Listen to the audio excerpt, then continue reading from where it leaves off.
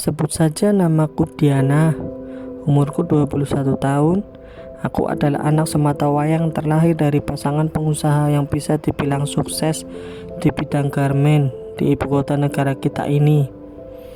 Aku akan menceritakan semuanya, pengalaman seperti itu yang sangat tragis yang pernah aku alami. Aku adalah seorang mahasiswi yang sedang menjalani pendidikan di salah satu universitas ternama di Kota Kembang. Kebetulan di sana aku dibelikan sebuah rumah agar tidak perlu susah-susah mencari kos seperti mahasiswi lainnya. Orang tua memanglah sangat sayang kepadaku. Selain rumah, aku juga difasilitasi dengan sebuah mobil dan perlengkapan yang aku butuhkan selama kuliah di sana. Bukannya saya sombong, tapi memang ini apa adanya. Intinya, apa yang aku butuhkan pasti dituruti oleh orang tuaku. Saya adalah seorang yang disiplin dan religius. Saking disiplinnya dan religiusnya, dulu semasa aku SMA tidak ada satu laki-laki pun yang berani mendekatiku. So, aku sama sekali belum pernah pacaran dan tidak mengerti hal-hal yang berbau seperti itu. Sampai pada suatu malam, ketika aku pulang dari rumah teman karena mengerjakan tugas kelompok, aku dibuntuti oleh sebuah sepeda motor yang saat itu terlihat dari spion mobilku, dikendarai oleh dua orang pria yang memakai helm jaket kulit. Saat itu aku merasa curiga karena mereka tidak mau mendahului, padahal aku sudah mengemudikan mobilku dengan sangat pelan. Sampai pada akhirnya aku telah melintas pada gang pertama hampir dekat rumahku. Perasaanku mulai tambah tidak enak karena mereka masih saja membuntutiku.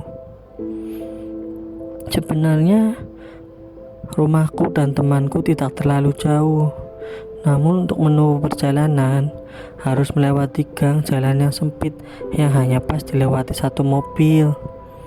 Saat itu dengan rasa tidak tenang aku terus menancap gas mobilku dengan pelan, namun waspada.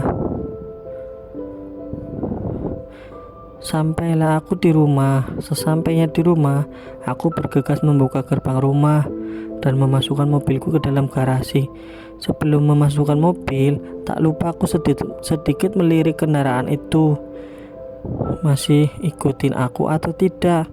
Ternyata setelah aku melirik mereka masih ada, namun berhenti agak jauh dari rumahku. Saat itu aku sungguh takut sekali, karena orang yang mengikuti aku tinggal satu orang, tadi padahal berdua. Sungguh mencekam sekali malam itu suasananya. Tanpa pikir panjang, aku pun memarkirkan mobilku di dalam garasi dan segera masuk ke rumah dan segera mengunci gerbang dan pintu rumah rapat-rapat. Setelah itu aku masuk kamar. Di dalam kamar aku masih merasa ketakutan, namun rasa takut itu terkalahkan dengan rasa ngantukku karena memang sudah larut malam. Kira-kira setengah jam aku tidur, aku terbangunkan oleh suara yang mencurigakan yang berasal dari jendela. Dalam hati berkata, kayaknya ada yang mencongkel jendela deh. Sejenak aku diam dan mendengarkan suara itu. Nampaknya suara itu berasal dari jendela samping rumah yang posisinya berada dekat gang jalanan komplek. Dengan hening, aku merasa takut sekali.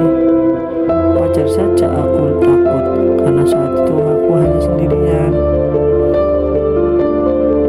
Namun suara itu hilang, digantikan dengan suara langkah seorang laki-laki yang berjalan di dalam rumahku.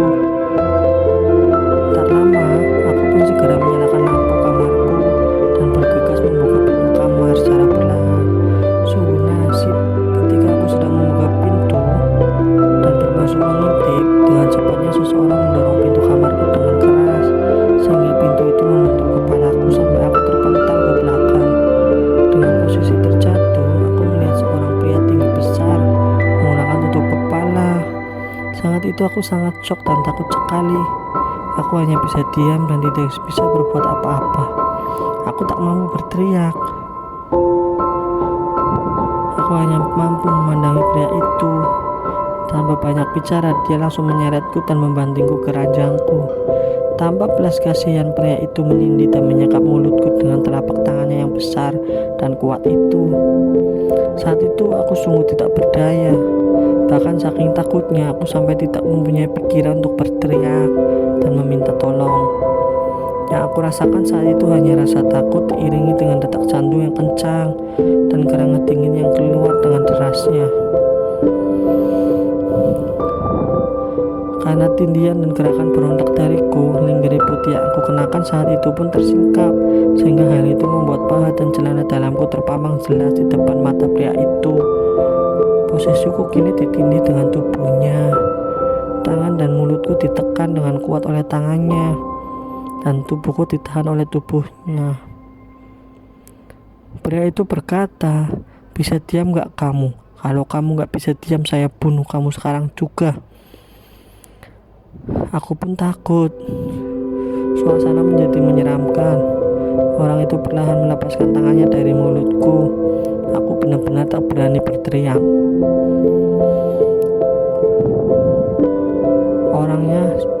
Orangnya membuka penutup mukanya, dan terlihatlah wajah dengan penuh kumis dan jambang. Orangnya setengah tua, sekitar 42 tahunan menurutku. Dengan penuh nafsu, kemudian pria setengah bayi itu pun mencumbukku. Aku yang tidak berdaya hanya bisa pasrah. Dia terus menjilati seluruh wajahku. Aku hanya menggeleng-gelengkan kepalaku. Dia terus menjilati bibirku dan memasukkan lidahnya ke dalam mulutku. Rasanya hampir memuntah karena bau alkohol yang sangat menyengat. Aku terpaksa menerima ciumannya dan aku buka mulutku. Dia semakin beringas. Kini tangannya mulai membuka kancing tali lingerie yang aku pakai dan langsung meremas-remas buah dadaku yang sebelumnya memang aku tidak memakai bra. Dengan penuh birahi dia meremas-remas dengan kencang dan kasar. "Jangan lakukan ini, Om," rintikku sembari merintih mohon belas kasihan.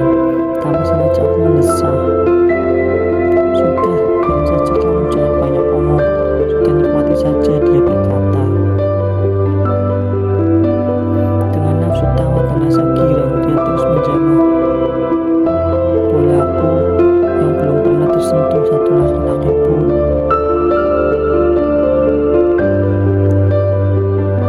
Aku pun menangis, berteriak, dan bilang bahwa aku masih perawan. Bukannya menghentikannya, pria setengah bayi itu pun semakin kasar dan merobek lingerie yang aku pakai. Dia semakin liar. Dia menjilati leherku dan menciumi bolaku. Ujung bolaku digigit dengan kasar. Aku merasa kesakitan. Tapi ketika saya mau berontak, aku melihat pisau itu lagi. Jadi itu aku bisa merasakan takut lagi.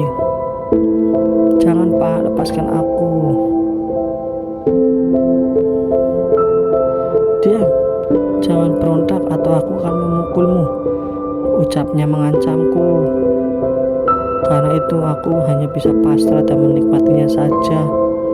Dengan cepat pun dia bergegas melepaskan celana panjang hitamnya dan dia lepas celana dalamnya.